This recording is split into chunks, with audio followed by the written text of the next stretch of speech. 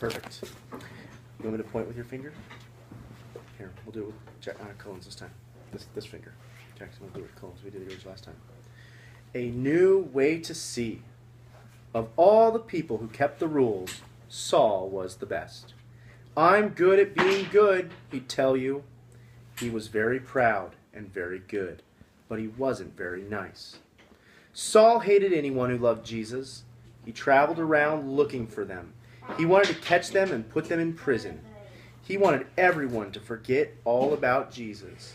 He didn't believe Jesus was the rescuer, and he didn't believe Jesus was alive either. You see? He thought he was still dead. That's right. Yep, he was wrong though. You see, Saul had never met Jesus. So one day, Jesus met Saul. Saul was on his way to a city called Damascus when suddenly a dazzling light flashed like lightning. It was brighter than the sun. It was too bright. Saul shielded his eyes and fell to the ground. He heard a loud voice. It was too loud. It gave Saul a headache. "Saul, Saul," said the loud voice, "why are you fighting me?" "Lord," Saul answered, "who are you?" "I am Jesus," said the voice. "When you hurt my friends, you are hurting me too." Saul's whole body trembled. "Go into the city," Jesus said. "I'll tell you what to do." Go into the city. I'll tell you what to do. That's right. Here, you want to point? When Saul opened his eyes, he couldn't see. His helpers had to hold his hand and lead him like a little child. Saul was blind for 3 whole days, and yet it was as if he was seeing for the very first time. Meanwhile, there was a man called Ananias who loved Jesus. Jesus came to him in a dream.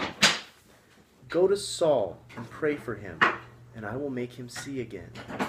Ananias knew all about Saul and how he hated Jesus and his followers. "Lord, he has come to hurt us," Ananias prayed. But Jesus told Ananias, "Saul is the one I've chosen to tell the whole world who I am." So Ananias went to Saul. "Brother Saul," Ananias said, "it was Jesus you met on the road." And Ananias prayed for Saul. Suddenly Saul could see again, but he saw everything differently. He wasn't mean anymore. He even changed his name from Saul to Paul, which means small and humble, the very opposite of proud. And do you know what Ananias' name means? The Lord is full of grace. Grace is just another word for a gift, which is funny because that's just what Paul's message was from all about then on. Humble. Humble means you're not proud and you have the correct view of yourself. That's right. It's not about keeping rules, Paul told people. You don't have to be good at being good for God to love you. You just have to believe what Jesus has done and follow him. Because it's not about trying, it's about trusting. It's not about rules, it's about grace. God's free gift that cost him everything. What had happened to Paul? Well, he met Jesus. Paul got a new job. He called himself a servant and traveled everywhere, telling everyone about Jesus. Paul got shipwrecked 3 times. He even ended up in prison. God loves us, he wrote from prison. Nothing can ever, no, not ever, separate us from the never stopping, never giving up, unbreaking, always and forever love of God he showed us in Jesus. And so it was, just as God promised Abraham that dark night all those years before.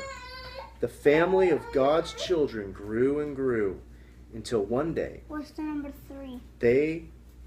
right there, this is important, until one day they would come to number more than even all the stars in the sky. All right, stop it. Or actually, it's Jackson's turn to stop it. Oh.